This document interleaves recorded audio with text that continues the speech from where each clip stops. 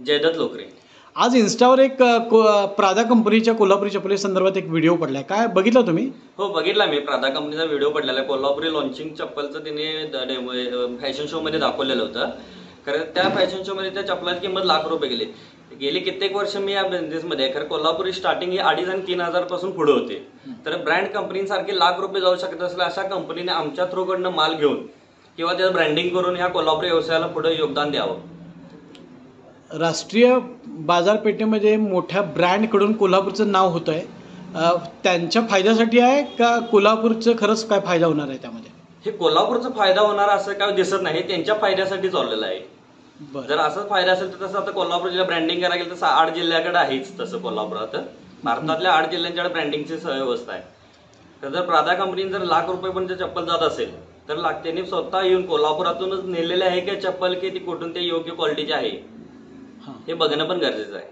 प्रादा कंपनीची खरं तर ब्रँड वेगळाच आहे, त्यांनी यूज कोल्हापुरी चप्पल केली। प्रादा कंपनी ही पर्स बनवण्याला तर लेडीज पर्स बनवणारी कंपनी आहे। तिने ब्रँडिंग लुक करताना तर फॅशन शो मध्ये कोल्हापुरी चप्पल आणली कुठून हा प्रश्न महत्वाचा आहे। आणि 1 लाख रुपये प्राइस जाते तर ही आनंदाची गोष्ट आहे की आमच्यासारख्या विक्रेत्याला आपल्या कोल्हापुरी चप्पलचं 1 लाख रुपये पण ब्रँडून जाऊ शकते। खरं तीच विक्री कोल्हापुरात 2, 2.5, 3,000 पासून स्टार्टिंग होते, जास्तीत जास्त 3, 3.5, 4,000 पण खूप असते। तर एवढी जर ह्या चप्पलला व्यवसायात किंमत असेल तर कोल्हापुरातल्या व्यावसायिकांना ती उपलब्ध करून ह्या ब्रँडवाल्यांनी द्यावी। तुम्ही द्यायला तयार आहे का तुमची चप्पल एवढ्या रुपयांना त्यांना? हो द्यायला तयार आहे, काही फायदा नाही। कारागिरांचा सगळा हे होऊन जायचं असेल तर द्यायला काय हरकत आहे, ब्रँड होऊन जाईल। आणि तशी कोल्हापुरी ही ब्रँड आहेच, जगात फेमस असणारी चप्पल आहे। रुपयाचा खर्च दर प्रादा कंपनीच्या एका फॅशन शो मध्ये सांगण्यात आलेला आहे आणि कोल्हापुरी चप्पला सुद्धा त्या फॅशन शो मध्ये वापरलेल्या आहेत। काय सांगू शकाल एकूणच या सगळ्या फोटो प्रकार? ॲक्च्युली कोल्हापुरी चप्पल हे प्रादा कंपनीनं तिचं म्हणजे ब्रँडिंग केलं त्याच्याबद्दल त्यांचा आभारच आहे। दुसरी गोष्ट म्हणजे काय आहे की कोल्हापुरी चप्पल हिने घातले ठीक आहे, पण कोल्हापुरी चप्पलचं नाव पण झालं, पण ते कोल्हापुरी चप्पल खरोखर कोल्हापुरी चप्पल आहे का ते पहिला तपासावं लागेल। दुसरी गोष्ट म्हणजे कोल्हापुरी चप्पल एवढं मोठी मार्केट जर होत असेल तर आम्हाला आमच्यासाठी आनंदाचीच गोष्ट आहे।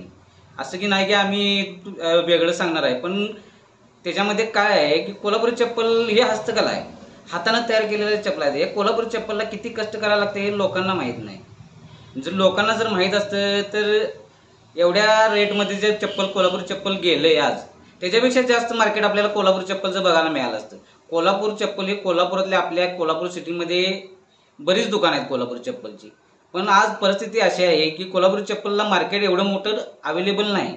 इंस्टाग्रामवर फेसबुकवर बरेच पेज आहेत, पण त्या माध्यमातून घेण्यापेक्षा कोल्हापुरी चप्पल कोल्हापूरच्या लोकांच्या इथं येऊन घेतलेलं कधीही चांगलं। पण कोल्हापुरी चप्पल हे असं आहे की कोल्हापुरी चप्पल शरीरासाठी सुद्धा चांगलं आहे, कारण तुम्ही चप्पल ते एक वेळा जर वापरायला सुरुवात कराल ना तर ते प्रत्येक वेळा तुम्ही चप्पल कोल्हापुरी घालणार हे 100% आम्ही गॅरंटी देऊ शकतो।